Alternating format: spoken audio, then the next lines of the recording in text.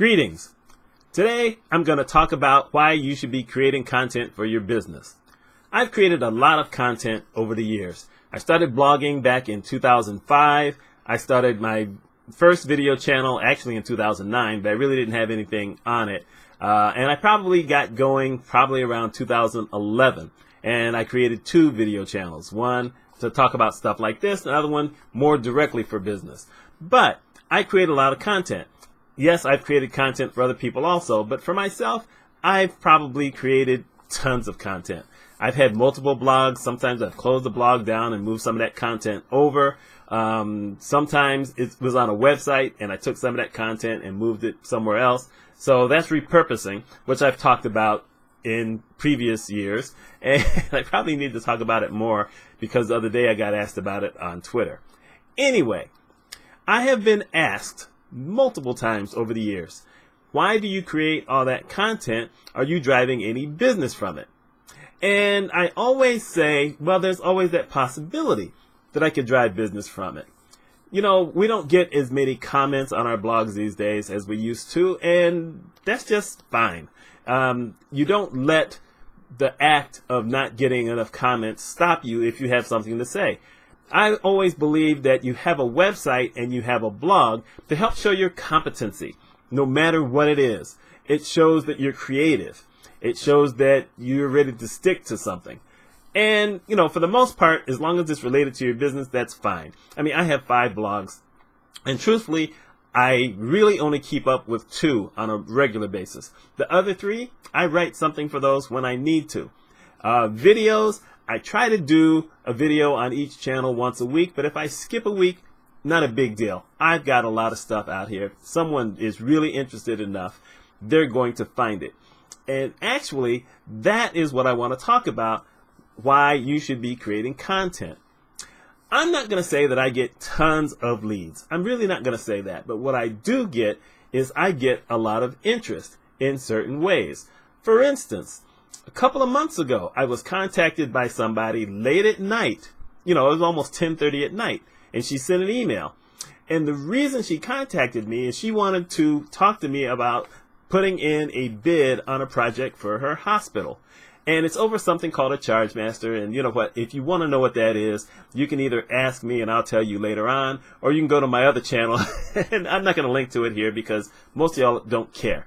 In any case, I asked her, how did you hear about me? And she said, I went on YouTube looking for information, and you were the only one who had a video talking about what it is as it relates to healthcare and all the reasons that you have to do everything. She said, you were it.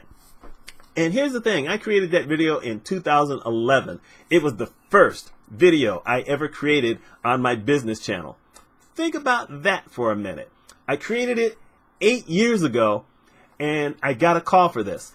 And if I get the contract, because, you know, it takes a while to, you know, you bid on these things and then you wait sometimes up to 6 months. I don't think I'll have to wait 6 months for this, but still, you put out a bid and you wait for it. But still, I got an opportunity to put out a bid. And if I get it, this is a big deal. This is not something like, you know, a couple $100 or a couple thousand. This is bigger money if I get it.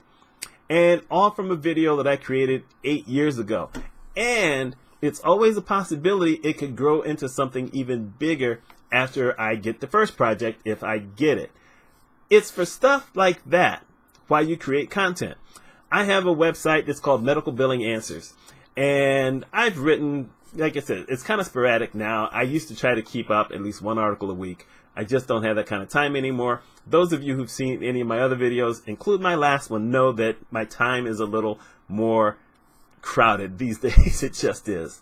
Still, I have articles on there that I still get people who are in the healthcare industry looking at, and they contact me. And sometimes I'm able to do a little quick short project for them. Sometimes I'll set up an hour and just give them an hour worth of consulting.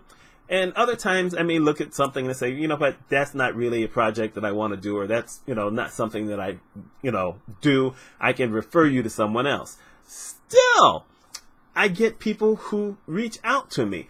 And some of these articles are about 4 years old. Now, I also get contact on new stuff, but I'm trying to say here, the same thing I wrote years ago on whether people should have a website, and I recently wrote another article on, pros and cons of having a website.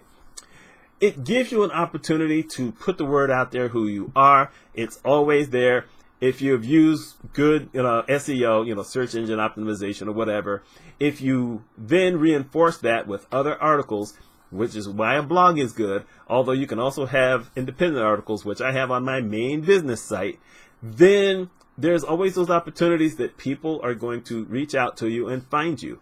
For this Charge Master thing I was just telling you about, for people in the industry, if they go on Google and look for me, I'm in the top 5. I've been in the top 5 since 2005. Created the website in 2002. Didn't really understand SEO at the time, but I've been in the top 5 since 2005. Think about that. That's a long time.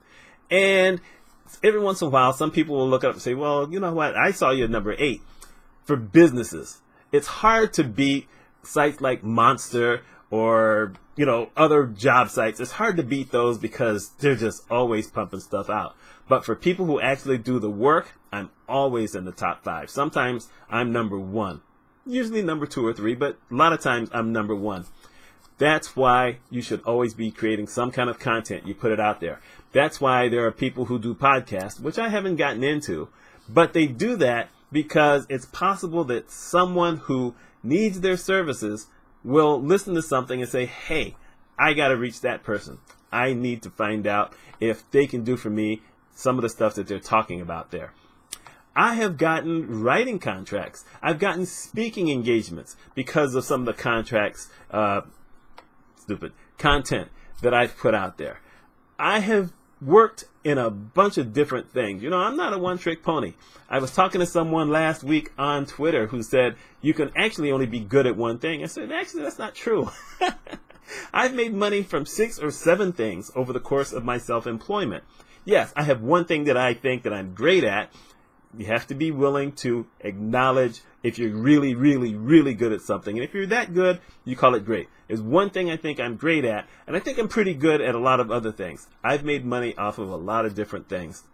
So you can do that. And I've written about a lot of different things. And I've done videos on a bunch of different things.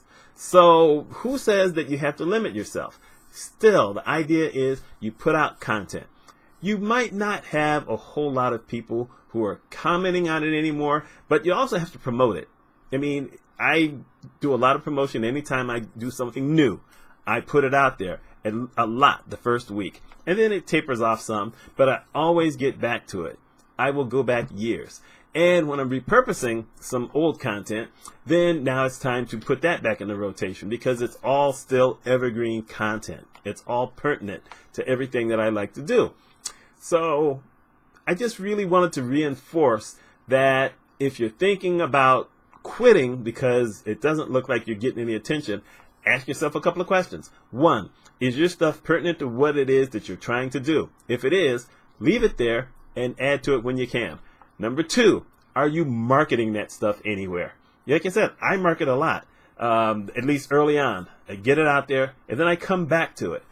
And I guess number 3, is it really something that you're interested in doing? That's tougher.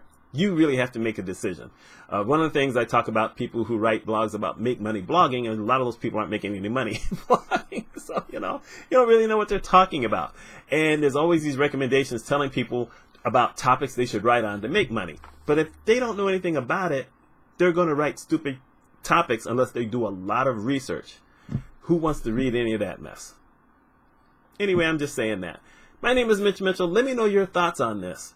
And let's talk about content creation. Y'all have a great day.